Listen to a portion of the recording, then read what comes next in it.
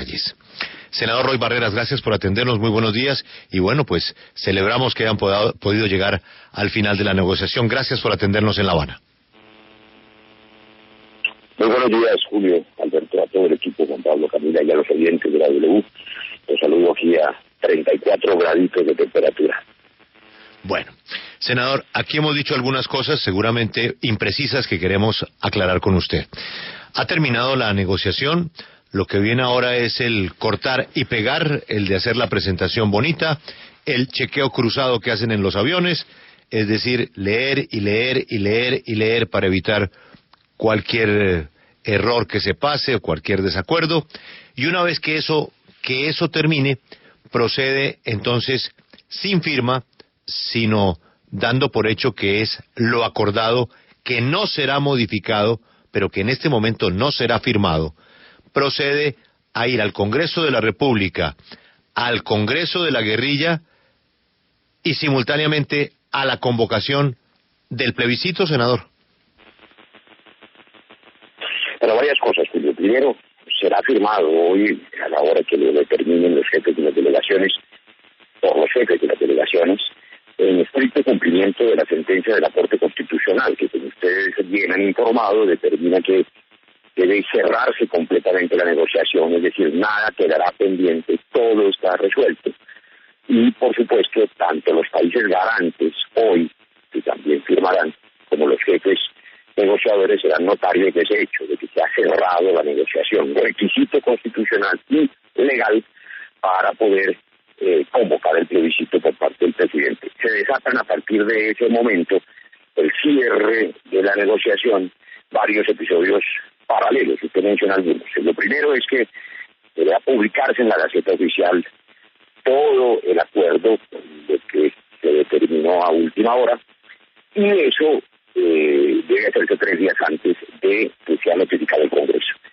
El presidente luego podrá convocar el plebiscito para que ese día del plebiscito, unas 5 semanas después de esta fecha, los colombianos decidan libremente en las firmas sí o no a esta paz. Simultáneamente, también lo ha dicho usted, las FARC empezarán a moverse para poder organizar lo que ellos llaman la conferencia guerrillera, que es notificarle a sus jefes de frente y de bloque y a sus militantes y a las personas que están en esa organización que han decidido ponerle fin a las armas y a la violencia y que las dejan definitivamente para siempre. Y entre tanto hay un despliegue internacional del sistema de verificación y monitoreo de Naciones Unidas para garantizar la seguridad de quienes van a hacer esos traslados y de quienes van a empezar a movilizarse hacia la legalidad, pasando por ese evento de la conferencia. Digamos, esas son como las mínimas 3 cosas que empiezan a andar simultáneamente a partir del cierre. Senador, ¿qué se acabó de negociar? Porque como esto ha tenido varios cierres y varias presentaciones, después de del último encuentro en La Habana del presidente y todo la presentación que se hizo a nivel internacional, en este lapso, ¿qué fue lo que se negoció? ¿Qué fue lo que se acabó de negociar en estos días y cuáles son los puntos de lo que se acordó en esa negociación final? Y le contesto, Félix, con mucho gusto la primera parte, la segunda no, porque los puntos los hará públicos hoy, al final del día, seguramente el jefe del equipo negociador, el doctor Humberto de la Calle, que es a quien le corresponde hacerlo. Pero lo primero, no ha habido varios cierres, nunca ha habido un cierre, el único cierre será ahora. Ha habido el informe de los acuerdos parciales, se recuerda que el acuerdo general tenía 6 puntos, los primeros 5 fueron adaptados ya, y el último que se informó en presencia de Ban Ki-moon y el sistema internacional fue el mecanismo de cese de fuego bilateral y dejación de las armas. El punto pendiente era el punto 6º, que es el punto que se refiere a la reincorporación, verificación y acompañamiento internacional. ¿Qué es eso? El día 180+1, el día después, así como el informe anterior, es qué iba a hacerse en los primeros 180 días, que es la dejación de las armas para siempre, al otro día que iban a hacer los guerrilleros, para dónde se van, de qué van a comer, dónde van a vivir, cómo van a volver a sus familias, es decir, la reincorporación a la sociedad. Asunto que es muy importante porque de eso depende, de que eso salga bien, que las personas que han estado en esas organizaciones ilegales no vuelvan a otras formas de ilegalidad, sino que tengan la oportunidad de vivir pacíficamente dentro de la legalidad, para bien no solo de ellos, sino de Colombia, para que Colombia no tenga lo que ha ocurrido en Centroamérica, donde por descuido y mal manejo de los procesos de desmovilización y de paz, eso terminó en una aspersión de formas violentas que como una viruela se extendieron por ese país. Aquí hay que prepararse para que esto salga bien y esas personas vayan a la vida pacífica de sus familias, de sus comunidades y puedan hacer tránsito de la legalidad. De eso se trata el último punto en el que hemos estado concentrados fundamentalmente en los últimos 7 días en esto que se llamó el cónclave y fundamentalmente en las últimas 70 horas que fueron muy intensas. Señor Barreras, ¿qué tan cierto es que en el punto de participación política quedaron como acordados 5 senadores y 5 representantes de las FARC en el Congreso que tendrán derecho a voz pero no a voto? Bueno, eso hará parte de los informes precisos que usted entenderá, me excuso de informarle, pero le doy un detalle que sí es preciso, y es que irán a las urnas luego de comparecer ante el sistema de justicia, verdad y reparación, Tribunal de Justicia y Paz, lo que nunca ha ocurrido en Colombia. Es decir, para decirlo en frase a la colombiana, no habrá curules gratuitas, no habrá curules a dedo. Irán a las urnas en unas condiciones especiales que les garantizan un mínimo de participación sin el requisito del umbral y de esos límites altos que ocurren para todos los partidos.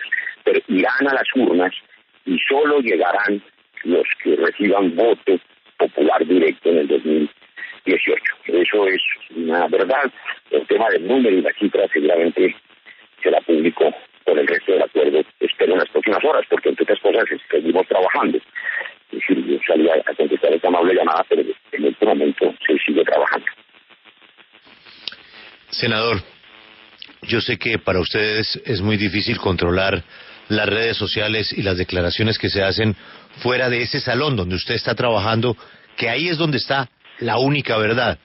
Pero ¿cómo hacemos para que los señores de las FARC colaboren un poquito con el tema de la desinformación? El señor Santrich está insistiendo en recordar que esto sin Simón Trinidad no hay dejación de armas.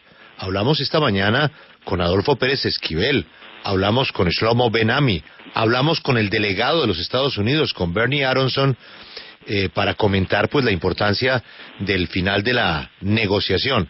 Y de pronto pues aparece otra vez Simón Trinidad en algo que ya se ha explicado una y otra vez. ¿O es que no está claro que Simón Trinidad no tiene que ver nada con la dejación de armas? Todos los obstáculos han sido superados, todos los temas resueltos, nada quedará pendiente, como usted bien dice, de aquello que debe resolverse y que depende de la voluntad del gobierno nacional y de las FARC. Lo que depende de otros estados, como se ha dicho 1000 veces, por supuesto no puede acordarse aquí, pero entiendo, digamos, que genera ruido la opinión personal de quienes hacen esas expresiones en las redes, pero lo que está escrito es lo que es y será lo que será hoy. Senador, ahora viene también el plebiscito y uno de los interrogantes que se ha generado en torno a la manera como se va a desarrollar el plebiscito es si la dejación de armas de las FARC es anterior o posterior al resultado del plebiscito. Es una gran pregunta. Llevamos 52 años en Colombia haciendo elecciones con las FARC armadas y cometiendo actos violentos.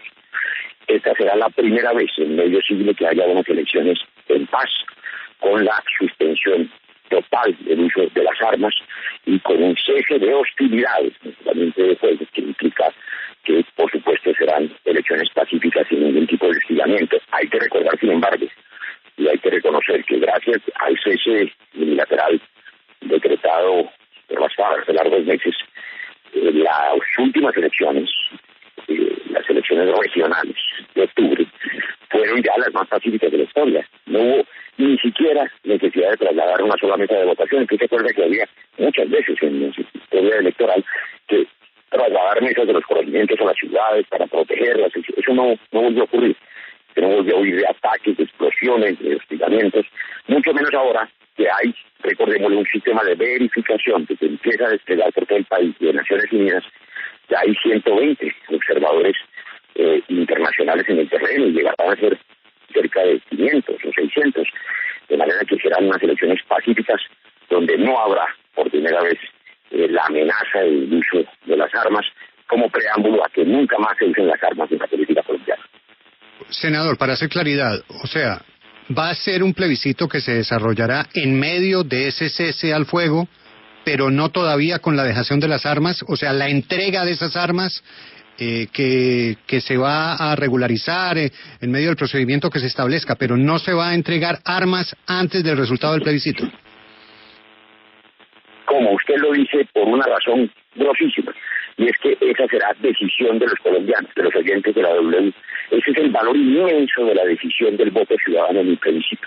Será el voto de cada ciudadano que nos escucha hoy el que decida esa mañana de domingo desarmar las FARC. Ese voto será el que pare la guerra. Si los colombianos dicen que sí a la posibilidad de firmar esta paz, que es la única que se está firmando en el mundo, la única paz en el mundo hoy es la nuestra, la colombiana. Si los colombianos le dicen que sí esa mañana de domingo, pues por supuesto la orden del pueblo colombiano será esa y habrá desarme y acabará la organización de las FARC como organización violenta para darle tránsito a la legalidad. Si los colombianos dicen que no, pues por supuesto el proceso de paz fracasará y pues tendremos más de lo mismo, la misma receta de los últimos 50 años. Ese es el valor del voto, la respuesta a su muy importante pregunta. Es así, el desarme se producirá por decisión de los colombianos en las urnas. Lo otro, si gana el no, que es una posibilidad en democracia, ¿existe, como insisten los promotores del no, la posibilidad de volver a negociar, de abrir nuevamente la negociación? No, pues podrá ser un gobierno futuro, seguramente. Pero no solamente porque sería inviable políticamente, como todos entendemos, sino porque el presidente Santos se ha comprometido a respetar la voluntad de los ciudadanos. Para eso sometió el acuerdo de paz a la voluntad del pueblo, para respetar la voluntad del pueblo. De suerte que, como también reafirmó la Corte, esa decisión obliga al presidente. ¿A qué? A respetar lo que decidan los ciudadanos. Si los ciudadanos dicen que no, pues será no. No se puede pasar por encima de esa voluntad. Quizá otro gobierno, como se dijo cuando se echó a perder el proceso de paz en Tlaxcala. Nos vemos dentro de 20 años y otros 50.000 muertos. Pero pues otro gobierno podrá y deberá intentarlo, pero se habrá echado a perder la oportunidad más clara y precisa, apoyada por el mundo entero, de parar esta guerra. Que estoy seguro que eso no va a ocurrir. Los colombianos le darán su sí a la paz para darle a Colombia la oportunidad de empezar una nueva página, que Colombia crezca como se merece. A mí siempre me sorprende el coraje y la paciencia suya para atender los medios de comunicación. En las columnas lo insultan, se burlan, y usted mantiene su mismo nivel. Y apelando a esa paciencia y a ese coraje, le quiero hacer una pregunta absolutamente impertinente, que consiste en averiguar sobre las consejas que se han oído y escrito en los últimos meses respecto no de la relación entre los negociadores del gobierno y los de la FARC, sino entre los propios negociadores del gobierno, que los chismes dicen que no se resisten, que eso ya pues había llegado a un nivel de intolerancia altísimo. Y resulta que usted llegó más o menos en esa época en la que se decía eso. Quiero saber de qué manera su coraje y su paciencia pudo participar de ese problemita. Le voy a ofrecer dos respuestas, Alberto, y gracias por esa pregunta. Primero, pues obviamente la paciencia deriva solamente de la convicción de que nada hay más noble que esta paz. Lo dije cuando renuncié a la presidencia de mi partido. La U sigue siendo el partido más grande en Colombia, pero valía la pena hacerse a un lado para dedicarse a la paz. Pero sí, mire, la primera respuesta: hay matrimonios que pelean todos los días y sin embargo siguen juntos hasta que los hijos crecen. Eso puede ser criticable o no, pero es decisión que toman muchas parejas. Esa es una respuesta. Eso puede haber ocurrido en algún momento porque los seres humanos todos tienen afectos, emociones.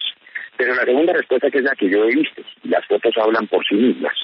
Aquí ha habido un equipo sincronizado trabajando bajo la dirección cauta, serena de Humberto de la Calle, a quien hay que hacerle un reconocimiento muy grande, y bajo la dirección estratégica del hombre muy inteligente, muy capaz, muy trabajador, que es Sergio Jaramillo, con la participación de todos. Yo no quisiera extenderme, pero para decirle en este cónclave, por ejemplo, el trabajo de la canciller, el trabajo del ministro Cristo, el trabajo del ministro Pardo ha sido, digamos, tan abnegado y dedicado que aquí no había pausas ni para cenar, ni para comer, pero sobre todo el trabajo inteligente, defendiendo siempre las instituciones, defendiendo siempre el Estado de Derecho, poniendo límites.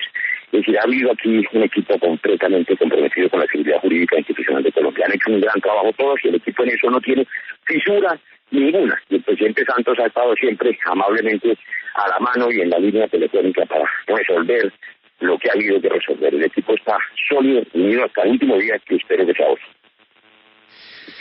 Senador, estábamos hablando de quién se va a leer ese mamotreto y pensamos que la mayoría de la gente por la polarización del país pues ya tiene tomada su decisión. A lo mejor un indeciso o uno que no iba a votar se toma el trabajo. ¿Qué tan difícil es leer el documento? ¿De qué tamaño es el documento final? Pues le digo pues que estamos apenas terminando. Yo calculo que saldrán unas 200 páginas. Para que usted se haga una idea de un detalle que yo sé que le va a parecer curioso, se necesitan 7 originales para los países garantes, acompañantes, para el gobierno suizo, en fin. O sea que serán 1.400 páginas originales impresas que todas deben firmarse. Imagínese usted la maratón de revisión de hoja por hoja. ¿Quién va a leerse las 200 páginas? Yo espero que mucha gente. Estoy seguro que en todos los centros académicos las van a leer. Estoy seguro que las va a leer la oposición con fruición para tratar de desvirtuarlas y encontrar allí argumentos contra la paz. Pero también sé que la van a leer muchos amigos de la paz y de la esperanza para encontrar que es un acuerdo serio, sólido, el primero en la historia de Colombia donde se someten a un tribunal de justicia transicional, el primero donde no habrá impunidad, el primero donde no hay curules gratuitas, sino que pasan por las urnas antes de cualquier participación política real, el primero con perspectiva de género, de mujer, de respeto por los niños y niñas y adolescentes, de las comunidades étnicas. O sea, es un acuerdo absolutamente serio, el mejor posible. Ninguno es perfecto, pero en cambio las guerras sí suelen ser perfectamente crueles, de manera que yo espero que sí lo lean, pero además de una precisión, Julio, y es que no son pocos los indecisos. Las encuestas son fácilmente la tercera parte de los colombianos y a ellos apelamos con ilusión porque ese domingo del plebiscito serán definitivos para salvar 250.000 vidas, para parar la guerra, para desarmar a las FARC y sobre todo para que Colombia crezca en paz. Es que esta generación se lo merece, 50 años, medio siglo, con ese lastre, con ese freno del conflicto armado interno. Vamos a liberar ese lastre y ese freno para poder despegar hacia una Colombia en paz. Senador, muchas gracias por su tiempo y por supuesto nuestro reconocimiento al trabajo, al empeño y al aporte que usted en la recta final le metió al proceso. Ha sido usted muy amable, senador. Muchas gracias, Julio. Feliz día para todos.